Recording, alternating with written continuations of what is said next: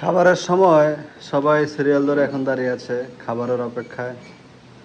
সবাই খাবার খাবে, তার জন্য সবাই সিরিয়াল ধরে অপেক্ষায় আছে। এখন খাবার দাবার আনা হচ্ছে।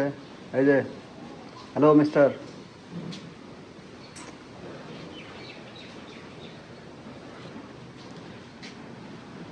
আমরা যারা গরু মোটা করি, খামারিদের এখন সর্বসাকুল্যে একটা শেষ সময়। এই সময় এসে আগামী 1 মাসে অধিক মোটা তাজার আশায় যারা গরু মোটা তাজা করেন তারা এই ভুলগুলো করবেন না।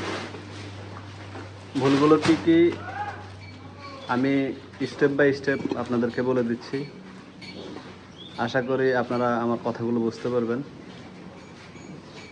সেটা হচ্ছে, পয়েন্ট নাম্বার 1 হচ্ছে, আপনি দানাদার খাবার অতিরিক্ত দিবেন না। এই কথাটা এই কারণে বলছি, দেখেন, দানাদার খাবার অতিরিক্ত বলতে আপনি স্বাভাবিকলি অ্যাজ ইউজুয়াল একটা গরুকে 4 কেজি দিচ্ছেন এক এক বেলা, 2 বেলা 8 কেজি, বা 3 কেজি করে 2 বেলা 6 কেজি, বা 2.5 কেজি করে 2 বেলা 5 কেজি। একবার গরুটা, আপনার যে গরুটা, সেই গরুটা একটা ফিনিশিং আসছে, বা একটা ফিনিশিং অবস্থায় আপনার গরুটা আছে, মোটা হচ্ছে। আপনি যে খাবারটা দিচ্ছেন তার শরীরে মাংস লাগতেছে।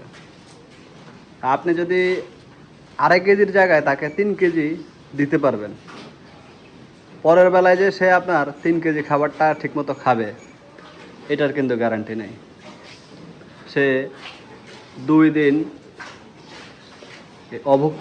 অভক্তি খাবারের প্রতি যদি চলে আসে, 2 দিন যদি সে দানাদার খাবার না খায়, আপনি কিন্তু 1 সপ্তাহের জন্য ব্যাকফুটে চলে যাবেন, মানে পিছিয়ে যাবেন।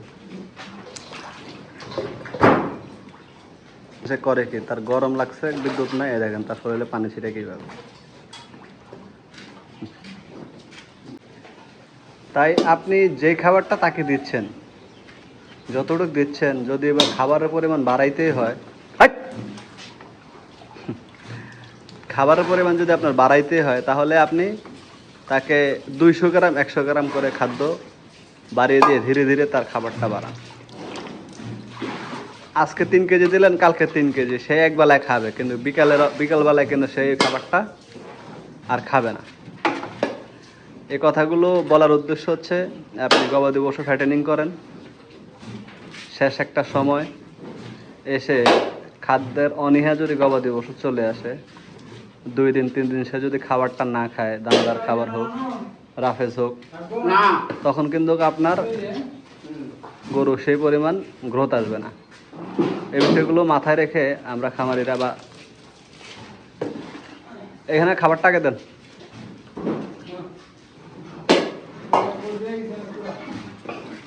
সিচুয়েশনটা দেখতে পাচ্ছেন, মানে তাকে পুরো দেওয়া হয়েছে, লবণ দেওয়া হয়েছে, কিন্তু তাকে এখন খাবার দিচ্ছে না কেন, সে পানিটা মুখে ঢুকিয়ে কিন্তু ছিটাচ্ছে শরীরে।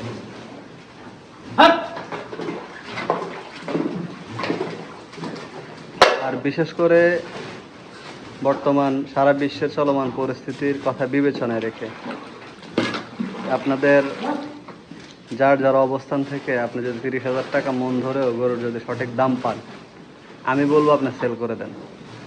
হ্যাঁ, আপনার খামারে 10টা গরু আছে, আপনি যে 2টার ফিউচার খুব ভালো, যেমন 2 দাঁতের বা 4 দাঁতের গ্রোথ খুব ভালো হচ্ছে, আপনি সেগুলোকে ট্রাম্প কার্ড হিসেবে রাখতে পারেন।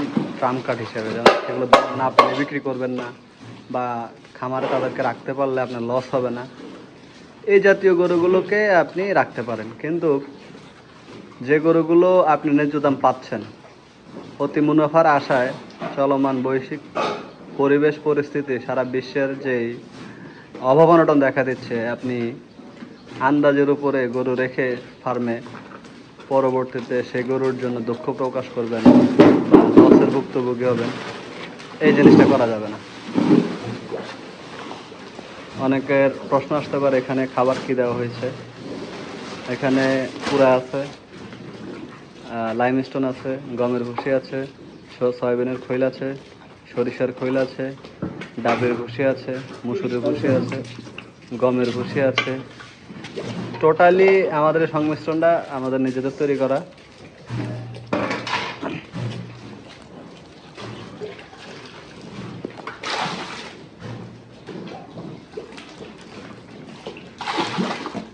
তাই আপনি বাজারে ন্যায্য যদি দাম পান, আপনি অবশ্যই আপনার গবাদি পশু সেল করে দিবেন। একটা গরু থেকে যদি 30,000 টাকা মন পান, আপনি 30,000 টাকা মনে যদি একটা গরু সেল করতে পারেন, সে যদি 5 মন হয়, আর আনুষঙ্গিক তার বুড়ি আছে, মাথা আছে, কলিজা আছে, পায়া আছে, এগুলো সহকারে আপনি একটা সেট সহকারে একটা দাম আস্কিং প্রাইসটা আপনি চাইতে পারেন। যখন দেখবেন কাস্টমার ছুটে যাচ্ছে বা নিবে না, তখন কিন্তু আপনি বসে না থেকে আমি বলবো আপনার গরু আপনার সেল করে দেওয়া উত্তম। ওই জোয়ার আশায় বা অধিক দামের আশায় ফার্মে সবগুলো গরু ধরে রাখবেন, পরবর্তীতে কিন্তু কম দামে সেল করতে হবে। তো এই বিষয়টা মাথায় রেখে যারাই আপনার গরু নিতে চাচ্ছে বা নেবে আগ্রহ প্রকাশ করে, ন্যায্য দাম পেলে অবশ্যই ছেড়ে দিন। কারণ আপনার এটা একটা গরু না বা দুইটা গরু না, আপনার 10-15টা গরু থাকতে পারে যারা সেটা নিয়ে করেন বাণিজ্যিকভাবে। আপনি যদি সঠিক ন্যায্য দাম পান, অবশ্যই গরু ছেড়ে দেবেন। এই বিষয়টা মাথায় রাখবেন। আর খাবারের প্রতি যে খাবারটা এখন দিচ্ছেন সেইভাবেই চালিয়ে যান। এটা একটা বাচ্চা গরু, এই যে মাঝখানের যে গরুটা,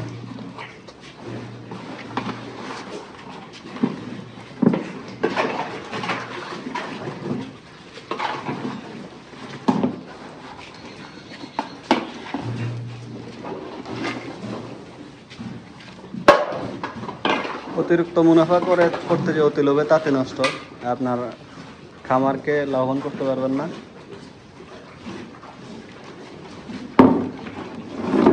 তাই সঠিক ন্যায্য দাম পেলে অবশ্যই গরু সেল করে দেবেন। সব কিছু ঠিক থাকলে আপনি যখন একজন বাণিজ্যিক খামারি, আপনার সারা বছরে আপনার খামার থেকে সেল হবে গরু, ক্রয় করবেন, বিক্রয় করবেন, এটাই কিন্তু আপনার একটা খেলা। আপনি যদি একটা কাস্টমারকে, আপনি নিজেও না ঠকে কাস্টমারকে সঠিক একটা দামে একটা জিনিস প্রোভাইড করতে পারেন, তখন সে কিন্তু আপনার একটা সারা বছর বা প্রত্যেকটা বছরের একটা বেস্ট কাস্টমার হয়ে যাবে। সে আপনার মিট কোয়ালিটি থেকে শুরু করে আপনার আন্তরিকতা দেখে যখন আপনার প্রতি স্যাটিসফাই হবে, মানে খুশি হবে, তখন কিন্তু সে আপনার পরবর্তী 2027 সাল 28 সালের জন্য রেগুলার কাস্টমার হয়ে যাবে। তাই ফ্যাটেনিং খামারিরা কাস্টমার স্যাটিসফ্যাকশনটা একটু মাথায় রাখবেন। আপনার কাস্টমার কী চাচ্ছে, আপনার কাস্টমারকে সন্তুষ্টির জন্য যদি আপনার 5,000 টাকা একটা গরু প্রতি কম হয়, তারপরেও সেল করে দেবেন তার কাছে, তাহলে কিন্তু কাস্টমার বেস আপনার খামারটা হয়ে গেল। ওই কাস্টমারটা আরও 5টা কাস্টমার আপনার জন্য নিয়ে আসবে।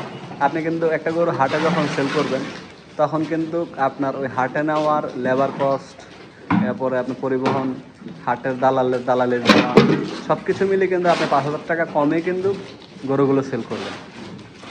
তাই গরু 5,000 টাকা কমে হাটে নিয়ে সেল করার চেয়ে আমার মনে হয় বেটার অপশন হবে আপনি আপনার শেডে যে কাস্টমারটা আসতেছে সেটা লুফে নেওয়া। কারণ এটা করলে আপনি দুই দিক থেকে প্রফিটেবল হবেন। এক হচ্ছে আপনি কাস্টমারটা রেগুলেটরি মেনটেন করতে পারবেন, কাস্টমারটা আপনার সব সময়ের জন্য আপনি পাবেন। দ্বিতীয়ত হচ্ছে আপনি যে ন্যায্য দামে জিনিসটাকে বিক্রি করতেছেন, এটার একটা ব্র্যান্ডিং হয়ে যাবে। যেমন ওই লোকটা যখনই গরুটা বাড়িতে নিয়ে যাবে, রাস্তায় কিন্তু যাকেই যে দাম যায় জানতে চাইবে, সে যখন দেখবে না লিগ্যাল একটা দামে সেল হয়েছে, অমুকের খামার থেকে নিয়ে আসা হয়েছে, তখন কিন্তু আপনার খামারের একটা ব্র্যান্ডিং হয়ে গেল, প্রচার হয়ে গেল। তো আমরা কিছু দোকান আছে বা আমরা যখন বাজারে যাই দেখি তারা লাভ কম করে সেল বেশি করে। সেম আপনিও এই জিনিসটাকে প্রথম 2-4 বছর বা 5 বছর এই জিনিসটাকে পরিচালনা করেন, অ্যাপ্লাই করেন নিজের খামার। আপনি কম দামে বা কম দামে আমি বলবো না আপনি লস করে যে গরু দেবেন কাস্টমারকে, বিষয়টা এমন। আপনার লাভ হচ্ছে, সেখানে অতি লাভের আশায় গরু আটকে না রেখে আপনি কাস্টমার অর্জন করেন।